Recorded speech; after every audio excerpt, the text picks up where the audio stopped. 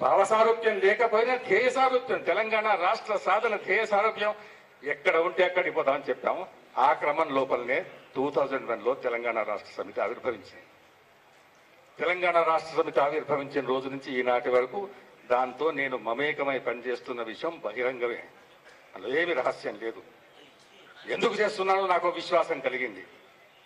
తెలంగాణ ఉద్యమం మరుగుపడిపోయింది అనే దశ లోపల మళ్ళీ 96 నుంచి 2001 వరకు మాలాంటి వాళ్ళని చేసిన ప్రయత్నం ఫలితంగా ఒక రాజకీయ వేదిక ఆవిర్భవించింది.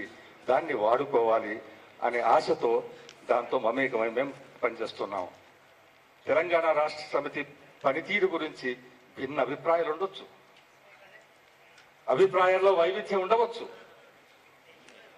కానీ ఒక విషయం విస్మరించలేం, గత 7 సంవత్సరాల నుంచి నిరంతరంగా ఉద్యమాన్ని కాపాడగలిగింది.